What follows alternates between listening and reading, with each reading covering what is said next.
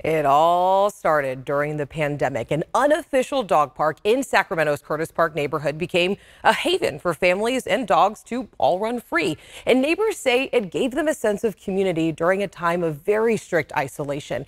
And now the city is cracking down. The city says the green space at Sierra 2 Park was never meant to be a dog park and that dogs do need to be leashed. The announcement is sparking some serious backlash, but there is still hope. Here's Luke Cleary with tonight's main point. For years, any dog lucky enough to find its way inside the fence at Sierra 2 Green could stretch its legs off leash. It's heaven. It's heaven for the dogs. It makes me smile every single day to see them so joyful and playing. Kate and Patrick Van Buren come here often with their dogs Lucy and Martin. They bought their home in Curtis Park to be close by the unofficial dog park. This is just the absolute best use for this space, and we're just hoping with all our hearts that the city will change their minds and we can collaborate on the best use of this space. Soon, the city will start putting up new signs. The park will be closed to off-leash use, and any dog who comes inside must be on a leash. The city's Department of Youth, Parks, and Community Enrichment says it received multiple reports with concerns about park access and safety, pointing out that it's not fully fenced in. It's missing the required double gate system, and its size and amenities aren't right. I'm very concerned that this has become an issue. In recent weeks, several neighbors have urged the city to reconsider. And I've probably gotten 100 emails about this. This is not a new thing.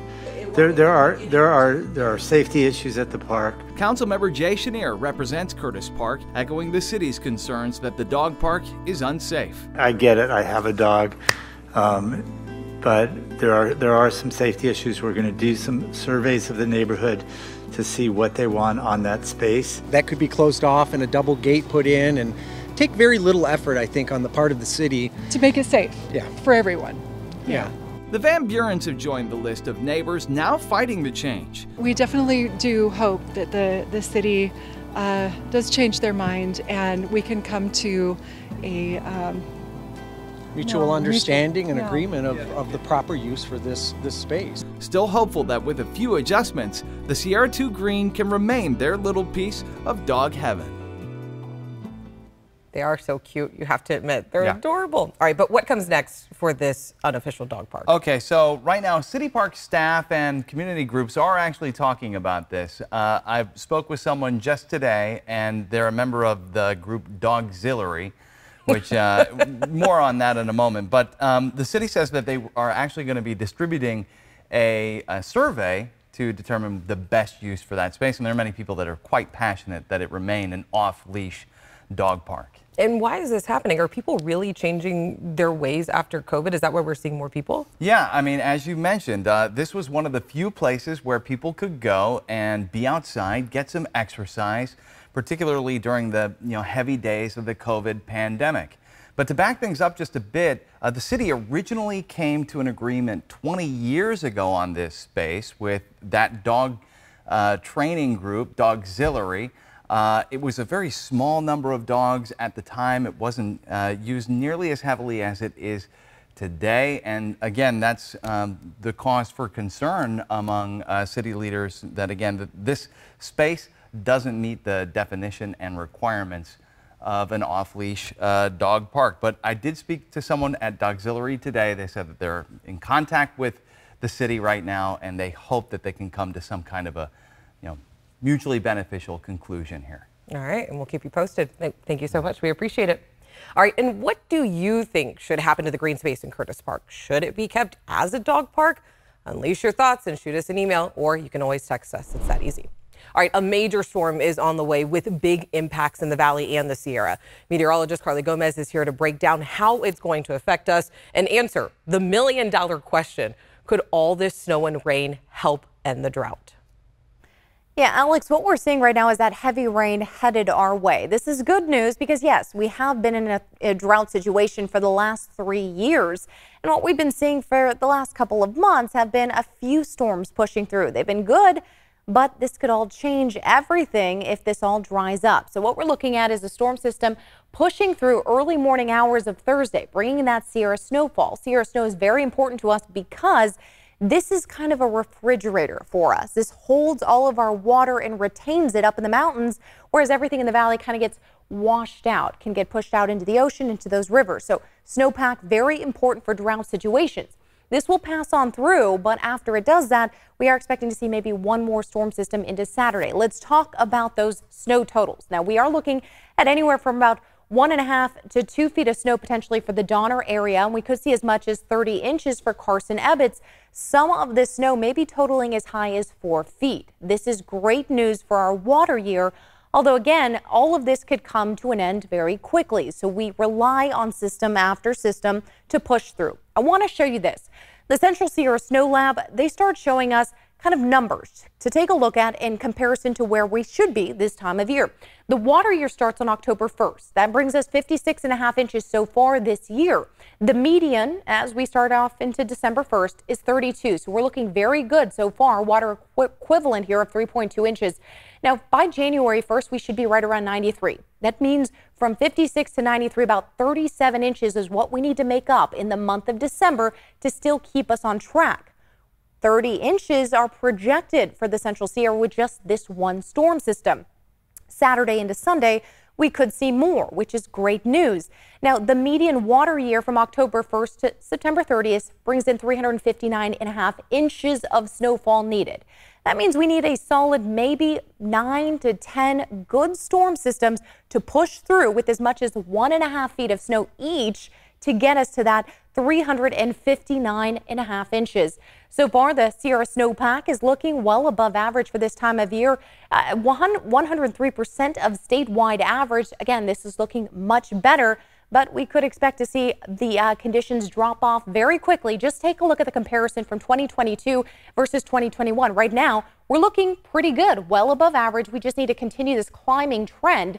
Last year, this is what we saw. We started off decent, dropped way low, started climbing up again, and then for 3 months period of time, we kind of mellowed out and dropped off. Not good news for us, as we ended up becoming in a drought situation there. We're hoping that is not the case this year. All right, thanks, Carly. The cold weather is also adding to what's being referred to as a triple-demic. When we come back, one Stockton boy's story from the ICU. Okay, winter weather is approaching and bringing with it viruses. Right now, a triple-demic, which is a perfect storm of COVID-19, RSV, and the flu is hitting us. And concerns are growing with more people gathering inside. Kurt Rivera shares one Stockton's family's experience because their young son was just in the ICU. 3.5-year-old Aiden Robinson of Stockton put on a ventilator after diagnosed with respiratory syncytial virus, or RSV. He just started coughing for like an hour nonstop to an hour and a half. Aiden's father rushed him to the emergency room, hoping doctors could help. He would grab his chest, he would start wheezing, and it was, you know, I can only picture it as someone standing on your chest, and he just couldn't get his breath. Here in San Joaquin County, a spokesperson for the Public Health Department says emergency rooms at hospitals are very busy, seeing many patients with respiratory illnesses like RSV. Symptoms include a runny nose, decrease in appetite, coughing, sneezing, fever, and wheezing. The symptoms appear in stages, not all at once. Most infections go away on their own in a week or two. While there's no specific treatment, you can manage fever and pain with over-the-counter medicine, such as acetaminophen or ibuprofen. Also, drink enough fluids to prevent dehydration. You know, as a physician, I have to be honest, we've never seen anything like this. ABC 10 medical expert Dr. Pyle Coley says the triple-demic, or RSV, flu, and COVID, is hitting all at once. I'm extremely worried about what the rest of the winter is going to bring, particularly with all the travel and everything else that's happening. So far in California, 3 adults and 2 children under 5 have died from RSV this season. Fortunately, after 2 weeks with the illness, little Aiden is healthy again. His dad's advice to other parents: if you notice your child is continually coughing for 10 minutes, a half an hour, you might want to get that checked. Very happy to see that little guy is doing better. And right now, Sacramento County Public Health reports 6 ICU cases of RSV in children under the age of 5. And make sure you follow the same steps that we were told over and over again through the pandemic to protect yourself. Wash your hands, avoid close contact with anyone who has cold or flu-like symptoms, and cover your face when you're coughing or sneezing. Super simple. All right, sci-fi is becoming more of a reality in Northern California. Climate change has scientists editing the genes of cows in our own backyard. We'll explain after the break.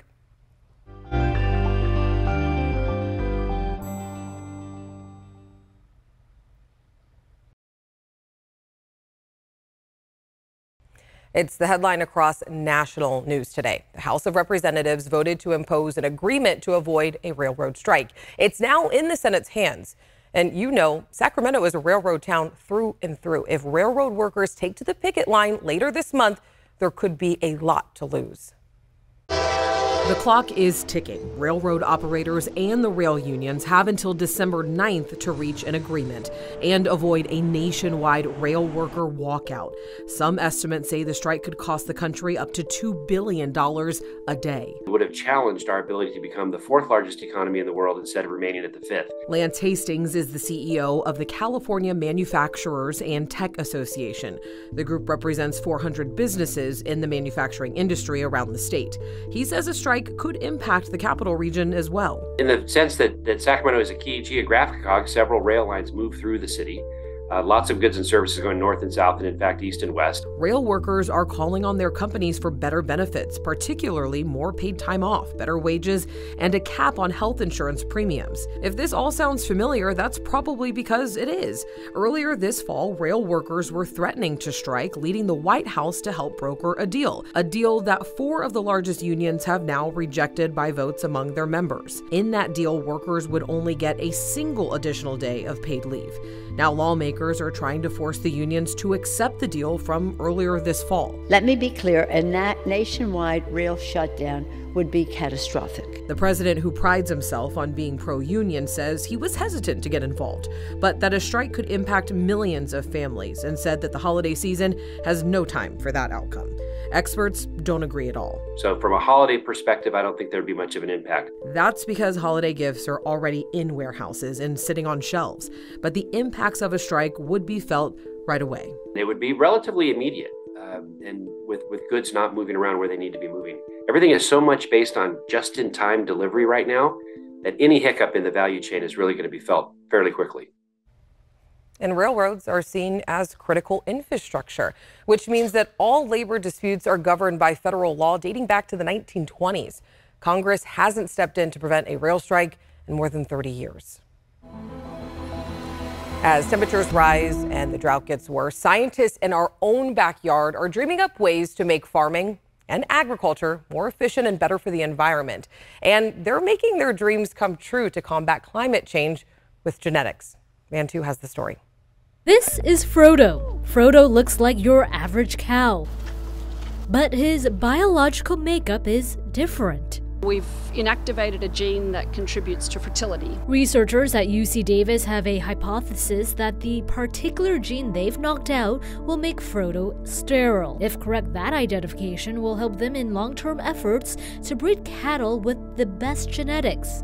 This has been Professor Alison Van Inneman's work for more than 20 years. Genetics is a huge component of sustainability. So if we can have disease resistance, adaptable animals that are able to withstand heat, then we could actually produce more product with less animals. And that's really what breeders have been striving towards ever since animal breeding began. Frodo's genes were manipulated using the CRISPR method, a breakthrough technology that won the Nobel Prize in 2020. We use what's called a targeted nuclease to make a double-stranded break in the DNA double helix. I can tell the nuclease or the scissors to go cut at a particular location, and I can tell it, okay, go to this gene and make a cut there. And when it repairs, it'll often inactivate that gene. And so it enables us to precisely inactivate genes so we can test gene function, which from a biological perspective, it's just like being let loose in a candy store. Other UC Davis projects using the CRISPR method include gene editing dairy cows so they don't grow horns. A majority of cattle are dehorned to prevent injuries between animals and handlers. We've been collaborating on a project where we're trying to use genome editing to remove the horns from dairy cattle breeds so that we don't have to physically remove them. Dehorning cattle is a concerning practice when it comes to animal rights and welfare. Van Enneman says crossbreeding alone could eliminate the horns, but the resulting calf... It's not really a dairy animal, it's not really a beef animal, and it won't have the ideal characteristics for either industry. She says it would take decades to breed the cows to dairy production standards, while those standards continue to climb. You'll never catch up that what's called genetic lag. Van Enneman hopes targeted gene editing can produce cows without horns and without the time commitments needed in conventional crossbreeding. Would it be fair to say it's like a shortcut? I think it would be fair to say it's, rather than relying on random mutation, you're directing it. So it's more targeted, I think is how I would put it. Though gene mutations are a natural occurrence, under current federal regulations, targeted gene editing has fallen under genetic engineering or genetically modified foods and are treated as animal drugs. Van Enneman says burdensome regulations and long-standing public skepticism around GMOs have prevented gene editing science from advancing. According to Pew Research, 48% of Americans say genetically modified foods are unsafe to eat, while a much smaller median of 13% say GM foods are safe. This is at odds with a clear scientific consensus that genetically modified foods are safe. Only one gene-edited food product has gone to market in the United States.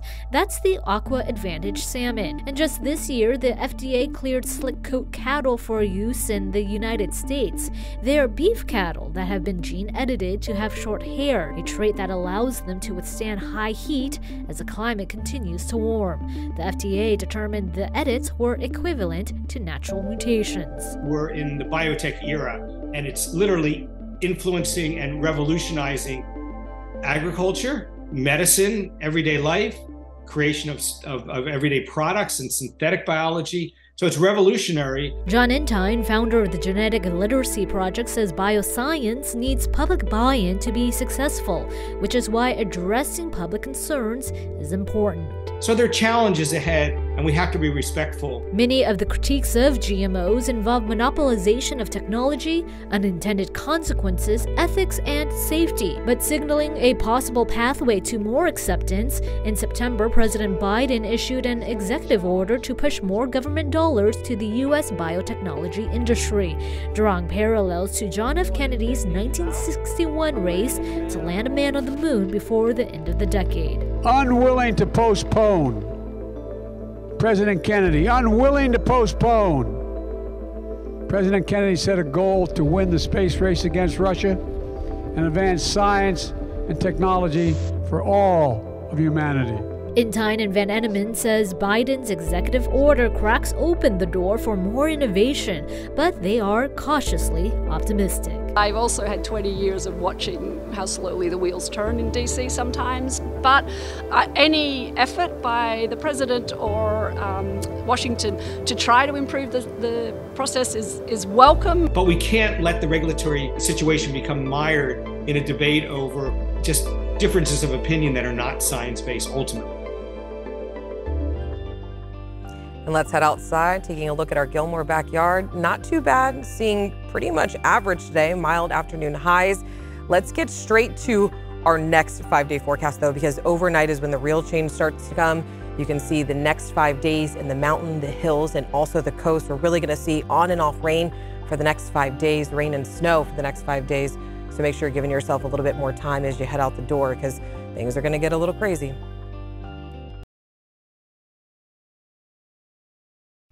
There is still time to donate to ABC 10's Stand Against Hunger campaign, and it's your chance to make a difference in the lives of more than 1 million people who don't know where their next meal is coming from. So if you would like to donate, the campaign runs right now through December 18th. All you have to do, it's really easy. Just text the word hunger to 916-321-3310, and we'll send you all the details you need to know to help someone in need. And because of your generosity, we have raised $142,000 for local food banks to help feed people who are really in need for the holidays. So thank you so much for keeping the spirit of giving alive through these really tough times. And I also want to say I'm happy to be back. I had a great holiday with my family, and thank you so much for joining us here. And before we go, I do want to show you the weather one more time. We have some crazy storm coverage moving in. So again, make sure you're giving yourself time to get out the door. Rain and snow coming on and off for the next 5 days. Have a great night. We'll see you tomorrow.